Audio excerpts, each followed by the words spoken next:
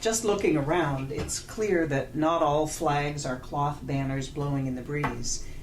In the Wenatchee Valley, citizens from different walks of life feel free to show their flags in all its sundry variations, in all its inventive designs and style, in all its reds, whites, and blues. This 4th of July, we can celebrate our diversity by recognizing the many ways to use stars, stripes, and American colors to display Old Glory in its many glorious forms. Here are a few. Kelly Gifford readily admits that he's known throughout Kashmir as the shirtless man with all the tattoos. He and his wife Cindy own Snippet Mowing, and while working in the blazing heat, he often strips off his shirt to cool down, and, if truth be told, to proudly show off the American flag, fringed by fire, above his screaming eagle that's tattooed across his entire back. The former Army paratrooper says the body art is his tribute to those who've served in the military far and near, during peace and war, now and through history. These tattoos help show what I stand for and what I believe in, says Kelly, 48. Service, sacrifice, camaraderie, brotherhood. He notes the flag on his back doesn't depict a shiny, perfect stars and stripes, but instead a worn, battle-scarred banner. This flag's seen action, he says. This flag's been through something serious, like the soldiers he served with, he says. Cindy points out that the tattooing process was also serious business. By itself, the eagle, a wedding gift from her to him, took 12 painful hours. Not something I'd want to sit through, no way, she jokes, although she has a few smaller tattoos herself. The work, the eagle and flag on Kelly's back, was a 3-year process, says Noah Lines, owner and primary artist at the Ink Spot Tattoo Studio in Wenatchee. A serious commitment.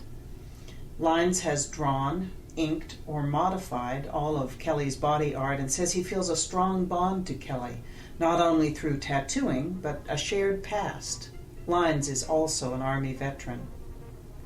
Standing straight, arms curled behind his head, Kelly flexes his back muscles and the flag tattoo ripples. Sure, it hurt, but it's a unique way to show patriotism. It's a powerful way to tell people how I feel. Even folks from far away pause on South Wenatchee Avenue to take snapshots of Jeff Jones's retaining wall flag. I can see the out-of-state plates, he says.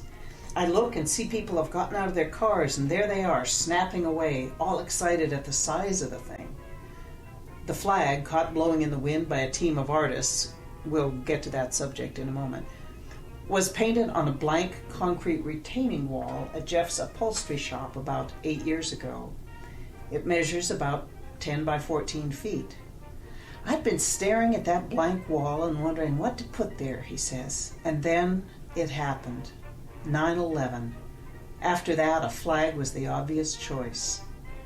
Norm, from right up the Ave at Graybeal Signs, sketched the outline of a flag, one clearly flapping in a steady breeze, and Jones's wife, Teresa, handled the painting duties. Took her less than a weekend, says Jones, to get it just right. The flag faces north, so direct sunlight is limited to just a few summer hours. That means that even 8 years after the New York tragedy, the paint is still fresh and vibrant. It's a tribute, says Jones. A reminder, so we don't forget. You've bought this cool 1951 Chevy, the 4-door model that you don't see just anywhere. Sure, it was a little bit rusty and dinged up, but nothing that an imaginative paint job wouldn't improve. So Chester Watson of East Wenatchee jumped right on it, and when we say it, we mean the car's super wide hood, the slightly peeling, slightly chipped canvas for his artistic ideas. It's not just a flag, he says, it's 2 flags, 2 paintings representing our country as it stands now, half thinking one way, half thinking the other way.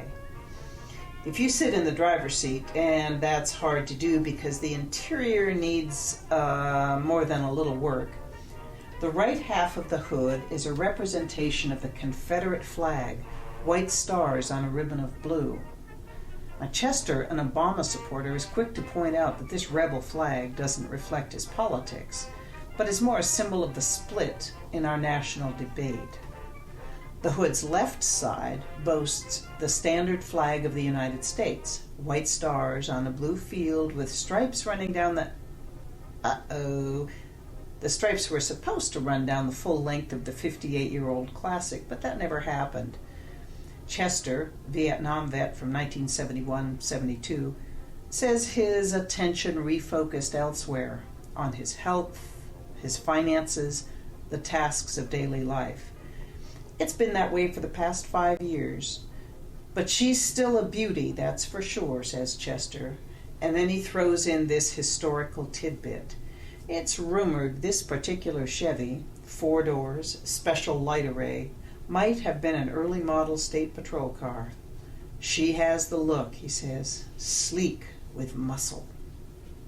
You could say that outdoor diners at Donna Juana's, a Mexican restaurant in South Wenatchee, receive cool, shaded protection from both the U.S. and Mexico.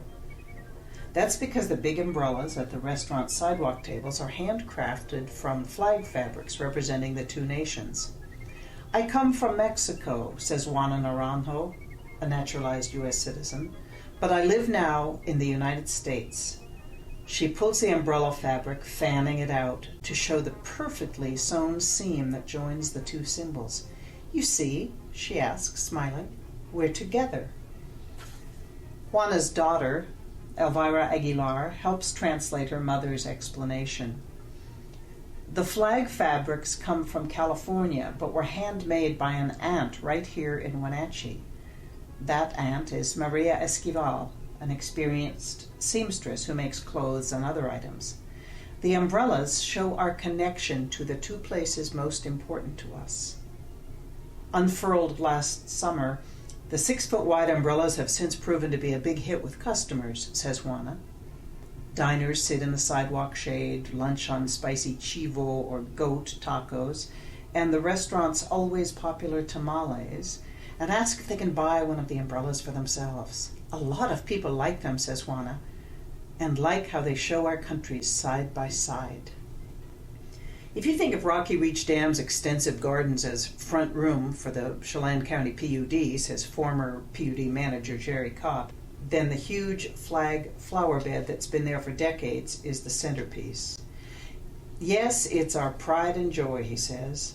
Still can't help but get choked up whenever there's a celebration here, a salute to the flag or the national anthem. But then patriotism runs strong in my generation. Tony DeRoy, the dam's legendary landscape supervisor for 18 years, shaped the flag using begonias and petunias that present-day PUD crews keep weeded, healthy, and brilliantly blooming. DeRoy retired in 1982 and has since passed away. Tony was devoted to keeping those grounds and the flag in tip-top shape, says Don Hauk, former head of dam operations and maintenance. We just turned him loose to make it beautiful. That beauty, notes Kopp, was cultivated atop layers of boulders and stones that give Rocky Reach its name. Contours were graded, topsoil hauled in, and thousands of flowers planted. The flag flower bed was definitely a tourist draw, he says, but it pumped us all up a little bit. At the time, there was nothing else like it in the area. Still isn't, really. For a lot of people, this flag made of flowers is a very special thing.